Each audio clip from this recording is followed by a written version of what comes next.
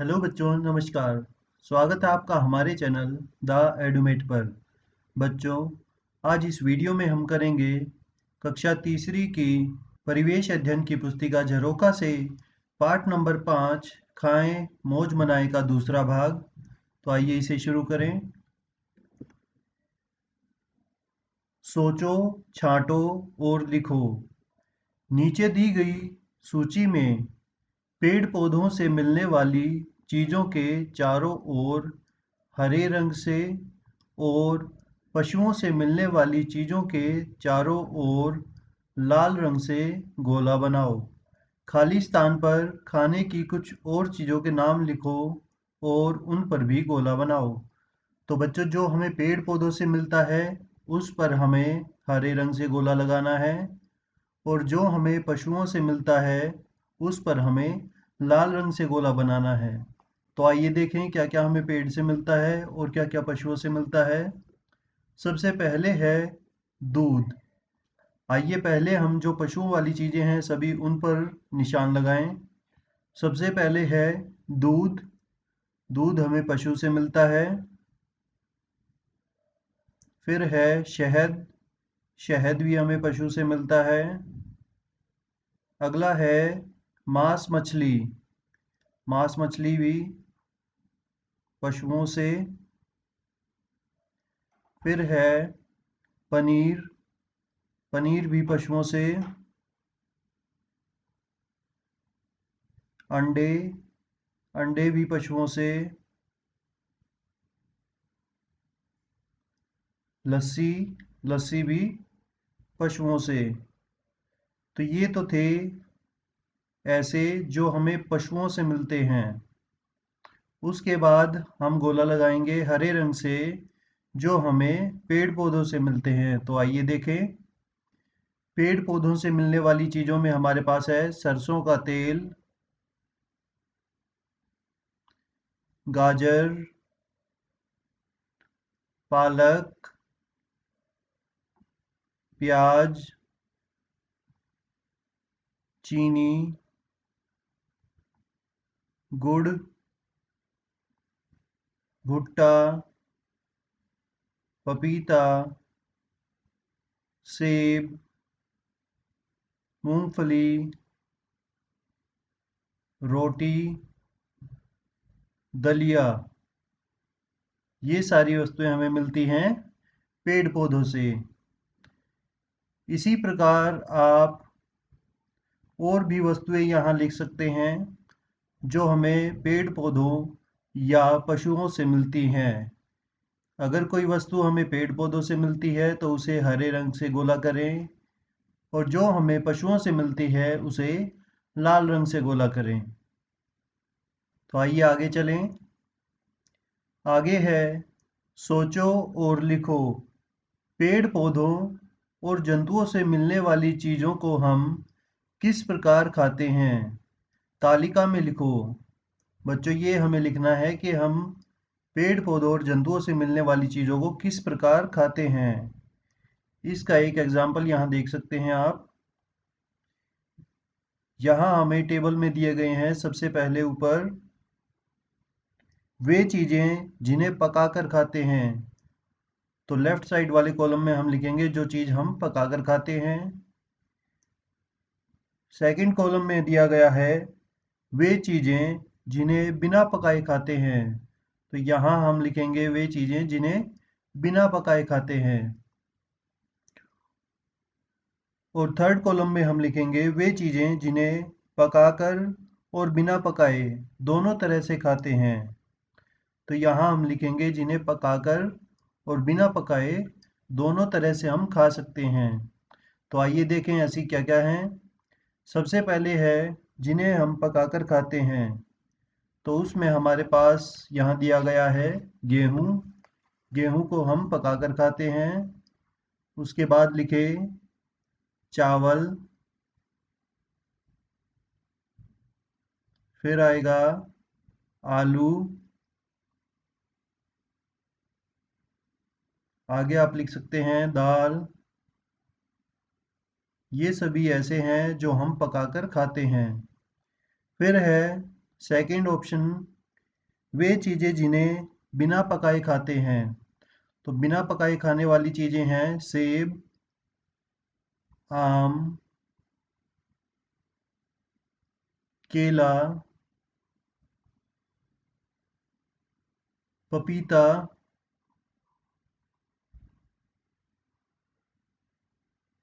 आदि। तो ये हैं जिन्हें हम बिना पकाए खाते हैं। अगला है जो हम पकाकर और बिना पकाए दोनों तरह से खा सकते हैं। उसमें हमारे पास हो सकता है गाजर, और हो सकता है मूली, बंद गोभी,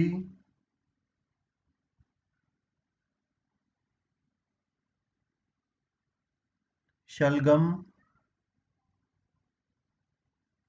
आदि।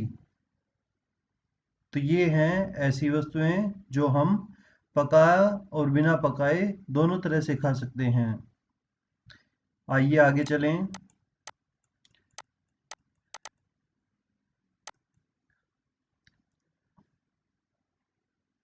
हम अनाज और दालों को पकाकर खाते हैं, फलों को बिना पकाए खाते हैं, कुछ सब्जियों को पकाकर खाते हैं, कुछ को दोनों तरह से खाया जाता है, पकाकर और बिना पकाए। तो बच्चों अभी आपने ऊपर देखा भी था उस टेबल में, क्या हम पकाकर खाते हैं और क्या बिना पकाए।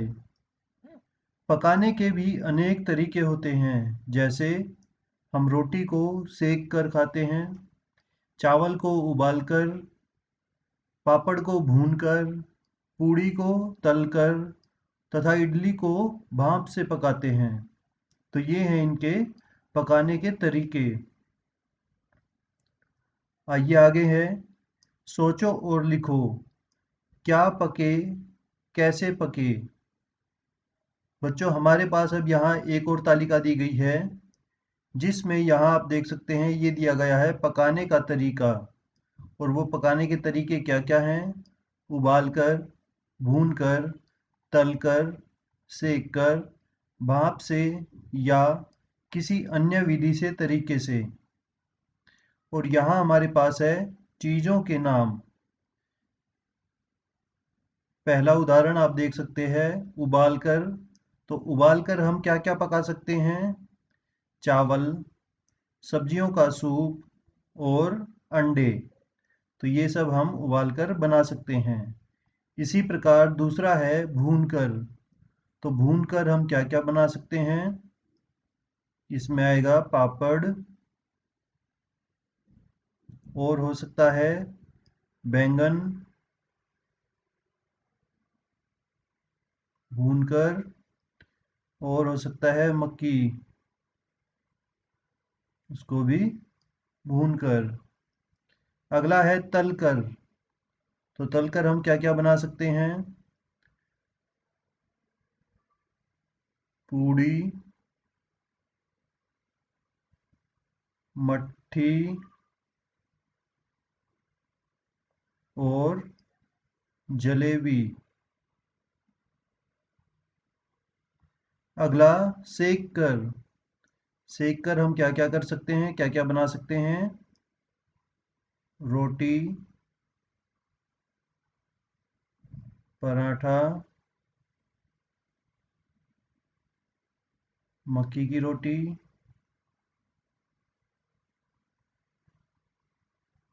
ये है सेक कर। अगला है भाप से। भाप से हम क्या क्या बना सकते हैं? इडली, ढोकला और पतीड़। और अगर कुछ और भी तरीके हैं जिससे हम खाने की चीज़ें बना सकते हैं तो आप यहाँ लिख सकते हैं, वो क्या क्या हैं, क्या क्या बन सकता है किसी और अन्य तरीके से। आइए आगे चलें। आगे है, अब बताओ तुम्हारे घर में खाने की चीज़ों को किस किस तरीके से पकाया जाता है। तो बच्चों आपके घर में जो भी खाने की वस्तुएं बनती हैं, चीज़ें बनती हैं, उनको किस तरह से पकाया जाता है वो यहाँ आपको लिखना है। जैसे सब्जियां बनाते हैं, कुछ और बनाते हैं, उबाल कर एक तो हम बनाते हैं, तो यहाँ लिख दें उबाल कर। दूसरा, पूड़ी बनाते हैं तो उसे बनाते हैं तल कर। तीसरा, भून कर। अगला, सेक कर।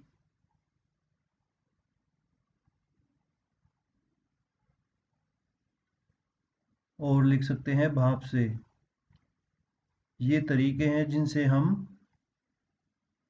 खाने को पका सकते हैं, और आपके घरों में भी पकाया जाता है इन तरीकों से।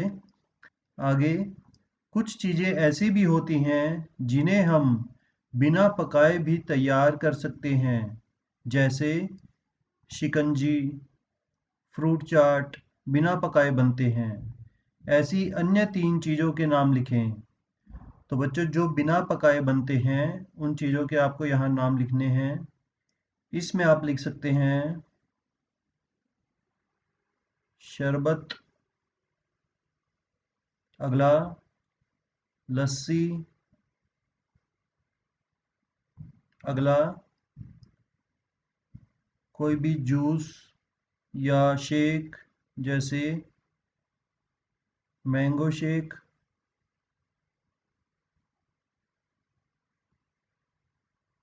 आदि। तो ये हैं बिना पकाए बनाने वाली चीज़ें। आइए अगले पेज पर चलें। आगे है, आओ ये भी करें, अंकुरित चनों की चाट बनाओ। बच्चों, यहाँ हमें विधि दी गई है अंकुरित चनों की चाट बनाने की। आइए इसे देखें। एक कटोरे में अंकुरित चने डालो। यहाँ आप देख सकते हैं, इस कटोरे में हमने अंकुरित चने डाले हैं। उसमें बारीक कटी हुई प्याज, बारीक कटा हुआ टमाटर और थोड़ी सी हरी मिर्च डालो। तो इस प्रकार से हम उसमें ये चीज़ें, प्याज, टमाटर, मिर्च अपने स्वाद अनुसार डाल सकते हैं। आगे, अब उसमें थोड़ा नमक डालकर नींबू निचोड़ो। तो यहाँ हमने नमक डाला और उसके बाद निचोड़ेंगे थोड़ा नींबू। हो गई चटपटी चाट तैयार। तो ये चाट तैयार हो चुकी है। खूब चटकारे लेकर खाओ और सेहत बनाओ। तो बच्चों इस तरह आप अंकुरित चनों की चाट खा सकते हैं। ये बड़ी ही सरल है, इसे आप स्वयं भी बना सकते हैं और खा सकते हैं। ये एक पौष्टिक आहार है और इससे हमें ताकत भी मिलती है। आइए आगे चलें। आगे है, मिलान करो आदतें और परिणाम। बच्चों, यहाँ हमारे पास 2 कॉलम हैं। पहला है आदतें और दूसरा कॉलम है परिणाम। तो लेफ्ट साइड में हमें कुछ आदतें दी गई हैं और राइट साइड में है उनके परिणाम। हमें इनको आपस में मैच करना है, इनका मिलान करना है। तो आइए देखें। पहला है, खाने से पहले हाथ न धोना। तो अगर हम खाने से पहले हाथ नहीं धोएंगे तो उसका परिणाम क्या होगा, वो यहाँ आपको लिखना है। बच्चों, खाने से पहले हाथ न धोने से परिणाम क्या होगा? इसका परिणाम होगा, गंदे हाथों से भोजन करने पर हाथों के कीटाणु पेट में जाते हैं और हमें बीमार कर देते हैं। तो इसको आखिरी वाले के साथ हम मिलान करेंगे इसका। अगर खाने से पहले हाथ न धोएं तो जो हाथों में जो कीटाणु हैं गंदे हाथों में, वो भोजन के द्वारा हमारे अंदर जाते हैं पेट में और हमें बीमार कर सकते हैं। दूसरा है, खाते समय टेलीविज़न न देखना तथा छोटे छोटे कोर लेकर खूब चबाकर खाना। तो बच्चों, खाते समय हमें टेलीविज़न नहीं देखना चाहिए और हमें छोटे छोटे कोड लेकर उसे चबाना चाहिए। इससे परिणाम क्या होगा? इसका परिणाम होगा, खूब चबाने से भोजन सुपाच्य बनता है। टेलीविज़न देखते हुए खाना खाने से हम भोजन के स्वाद की ओर ध्यान नहीं दे पाते। तो इसके साथ इसका मिलान करें। अगला तीसरा, प्रसन्नचित्त और शांत होकर खाना तथा खाते समय फ़ोन पर या आपस में बातें नहीं करना। तो हमें खुश होकर, शांत होकर खाना खाना चाहिए। खाना खाते समय फ़ोन पर या किसी से बातें नहीं करनी चाहिए। और इसका परिणाम क्या होगा? इसका परिणाम होगा, खाने में स्वाद लेकर शांत मन से खाना खाने से भोजन सुपाच्य होता है, यानी जल्दी पचता है, अच्छे से पचता है। तो इसको इसके साथ मिलान करें। अगला, झूठा खाना छोड़ने से। बच्चों, झूठा खाना छोड़ने से क्या होता है? भोजन की बर्बादी होती है, जो हमें नहीं करना चाहिए। तो झूठा खाना खाने से भोजन की बर्बादी होती है, यह हमें नहीं करना चाहिए। हमें अपनी प्लेट में, थाली में उतना ही खाना लेना चाहिए जितना हम खा पाए। यदि खाना कम रह जाए तो हमें बाद में खाना और डला लेना चाहिए। आगे आखिरी है, खाने के बाद हाथ धोना और कुल्ला करना। बच्चों, खाने के बाद हमें हाथ धोने चाहिए, कुल्ला करना चाहिए। इसका परिणाम क्या होता है? हाथों और दांतों की स्वच्छता के लिए आवश्यक है। तो यह जो है हमारे हाथों और दांतों के लिए काफ़ी आवश्यक है। तो इसको इसके साथ मिलान करें यहाँ। तो ये थे मिलान करो हमारी आदतें और उनके परिणाम। आइए आगे चलें।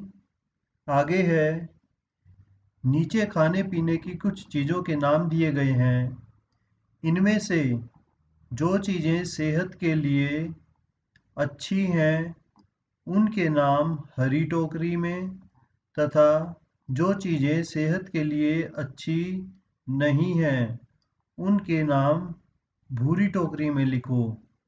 तो बच्चों, यहाँ इस बॉक्स में हमारे पास कुछ नाम दिए गए हैं और नीचे हमारे पास है दो टोकरियाँ। एक है हरी टोकरी और एक है ये भूरी टोकरी। जो हमारे लिए अच्छे हैं उन्हें हमें हरी टोकरी में लिखना है और जो अच्छी नहीं है वो हमें इस भूरी टोकरी में लिखने हैं। तो आइए देखें हरी टोकरी में क्या क्या आता है। पहला है दूध।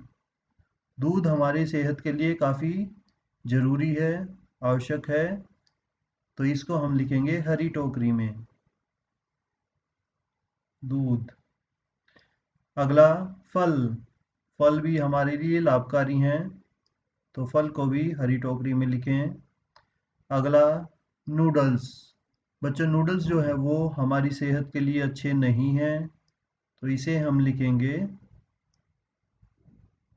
भूरी टोकरी में, नूडल्स। अगला, चने। चने अच्छे होते हैं खाने के लिए, सेहत के लिए। अगला, कोल्ड ड्रिंक।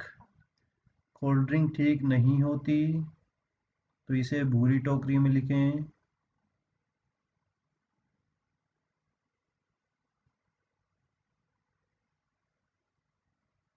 अगला, हरी सब्जियाँ। हरी सब्जियाँ हरी टोकरी में लिखें।